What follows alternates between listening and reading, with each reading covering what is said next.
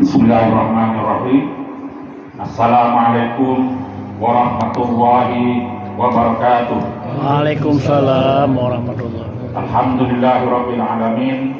Allahumma shalli ala sayyidina Muhammad wa ala alihi wa sahbihi ajmain. Hormati Bapak Ketua Komplek, Bapak Imam Mushola Baitul Muttaqin beserta seluruh pengurus Komplek Bumi Permata Lamnyong dan seluruh jamaah salat isya dan tarawih dan insya Allah dimuliakan oleh Allah Subhanahu Wa Taala. Jadi pada malam ini kita akan membahas tentang kaitannya ibadah puasa dengan kesehatan. Itu karena hak paten. Ya, pertama yang saya sampaikan tentang ya, anjuran bagaimana supaya puasa kita lancar dan sehat.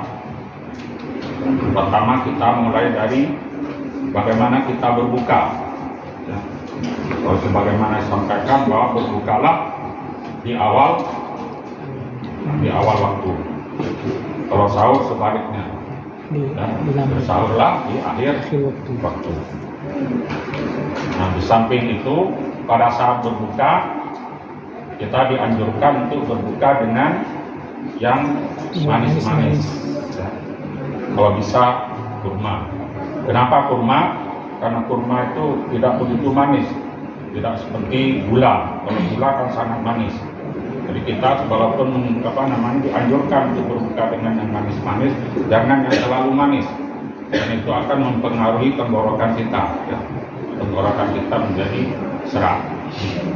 Dan kemudian karena cuaca saat ini sedang panas, sebaiknya tidak berbuka puasa dengan yang dingin-dingin. Ya. Karena kenapa? Tubuh kita itu kan keadaan panas.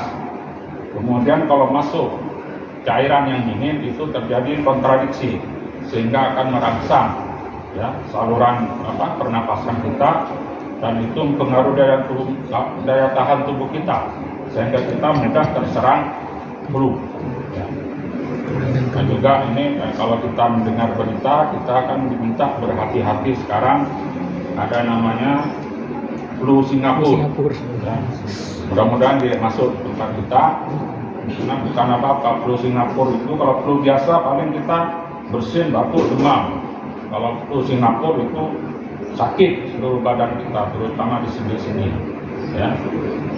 Mudah-mudahan kita tidak terserang penyakit flu, khususnya flu Singapura. Nah, juga di samping itu COVID itu belum habis 100%, masih ada.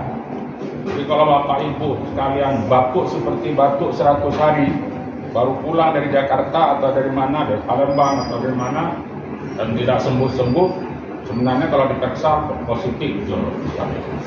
Jadi banyak rekan-rekan dokter Rumah Sakit Zainal Abidin pulang kongres dari Jakarta, kemudian di Palembang, dan saya sendiri ke Surabaya beberapa waktu yang lalu pulang flu dan sampai hilang penciuman. Itu kan tanda khas COVID. Jadi karena sudah COVID dianggap endemis, saya tidak periksa. Karena kalau periksa pasti positif. Tapi alhamdulillah COVID yang terakhir ini tidak begitu berbahaya.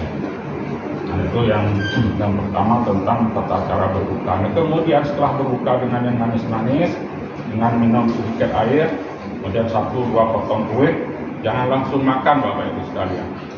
Kenapa? Karena perut kita dalam sekitar 12 sampai 13 jam itu kan beristirahat. Nah, perut dalam istirahat, lambung kita itu kan berhenti melakukan pengunyahan, jadi beristirahat. Jadi kalau dalam bahasa kedokteran peristaltik, gerakan usus kita itu melambat. Nah, kalau langsung makan, maka itu akan memperberat fungsi lambung kita, sehingga energi yang kita dapat dari meminum yang manis-manis habis digunakan untuk digunakan oleh lambung ya untuk mengunyah. Dan akibatnya apa? Kita kalau tarawih ngantuk biasanya. Kalau sudah karena habis energi kita digunakan untuk mengunyah makanan. Nah, saat makan pun sebaiknya jangan terlalu banyak Bapak Ibu sekalian, ya. Karena peristaltik kita, gerakan usus kita kan belum stabil. Makan sedikit saja, separuh dari yang biasa kita ini. Nanti setelah tarawih sambung kalau masih merasa kurang. Kalau saya biasanya nyambungnya di Solo sama keluarga. Itu tip-tip kita dalam keadaan berbuka puasa. Nah, kemudian waktu sahur sebaiknya porsinya lebih banyak waktu daripada kita berbuka atau makan di malam hari. Kenapa? Karena kita mempersiapkan diri, ya, untuk 13 jam kita tidak ada asupan makanan, baru lebih banyak. Kemudian banyak minum Bapak Ibu sekalian, ya, karena minum itu tidak boleh kurang, itu 18 per hari. Ya, 18 per hari itu kira-kira 2 liter minimal, ya. Tidak apa-apa, itu nggak usah khawatir, kan kita kencing sebentar nggak apa-apa. Kalau kita banyak kencing berarti ginjal kita masih normal. Nah, kalau kita nggak kencing itu bukan bagus, ya. Jadi banyak porsi makanannya. Kemudian sebaiknya tidak minum kopi, ya, karena kita kan nanti perut kita kan dalam beberapa jam akan kosong. Kalau sisa-sisa kopi tentunya akan merangsang lambung. Ya. Itu beberapa tips Bapak Ibu sekalian saat kita berbuka dan bersahur. Kemudian selanjutnya kita bahas adalah tentang faedah berpuasa untuk kesehatan. Kita ambil contoh saja, Pak Habibie itu tidak berhenti itu sepanjang hidupnya puasa Senin Kamis. Malah ada yang bercerita karena beliau kena DM, badannya kurus, maka ambil puasa Nabi Daud, sepanjang tahun berpuasa. Alhamdulillah, setahun berpuasa terus-menerus tanpa insulin, tanpa obat-obat itu sembuh kencing manisnya.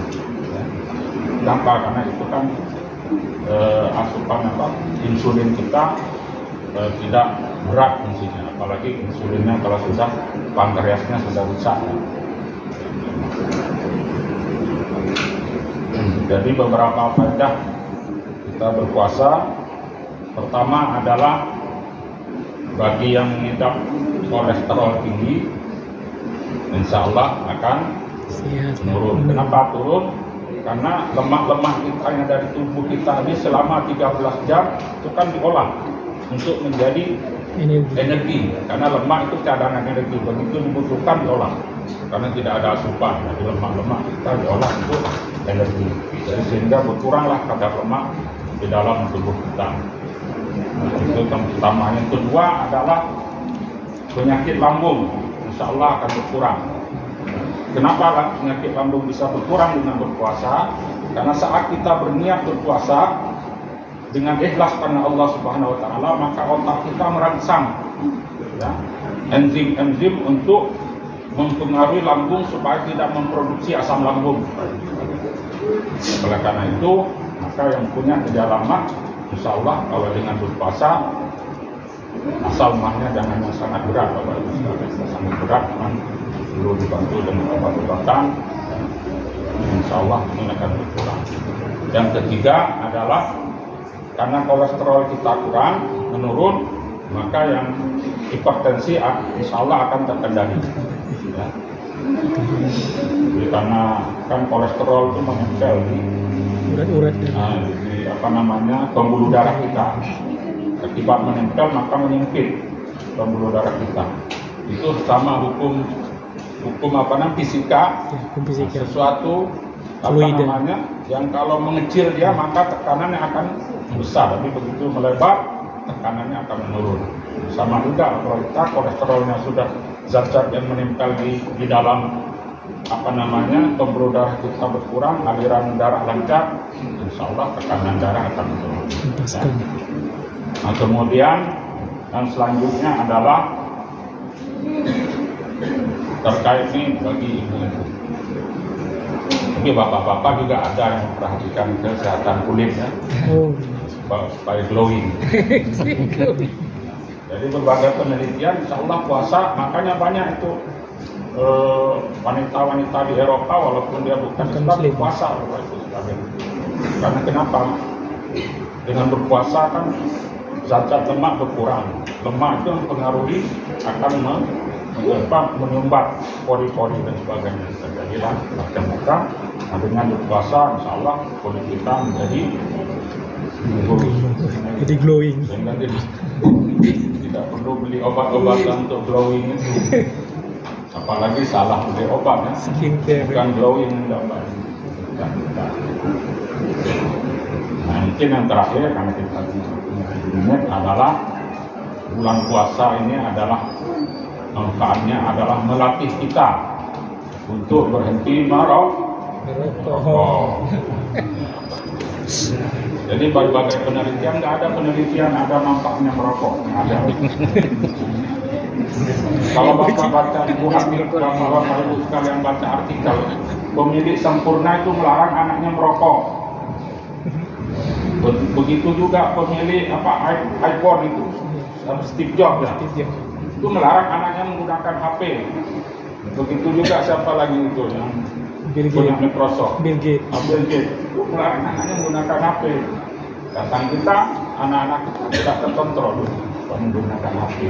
Begitu juga terhadap rokok. Jadi, ya Pak Ibu sekalian, ini sebab dari sisi kesehatan, dari sisi ekonomi,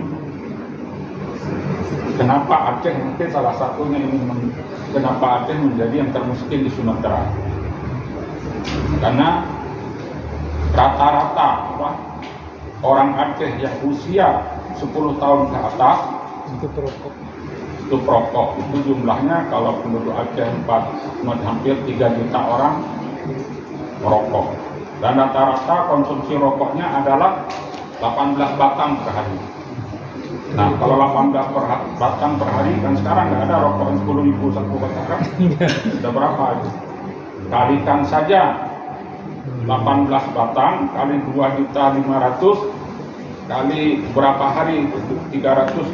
65 hari setahun berapa Bapak Ibu sekalian? Itu hampir 14 triliun. Ya. Uang Aceh habis untuk membeli rokok. Akhirnya apa Bapak Ibu sekalian? Karena pendapatan kita angka kemiskinan masih tinggi, dianggap miskin itu kalau penghasilannya kurang dari $2 per hari. Berarti kurang 30.000 per hari. Nah, sehari digunakan untuk 2 bungkus rokok. Taruhlah jumlahnya 15.000 harganya.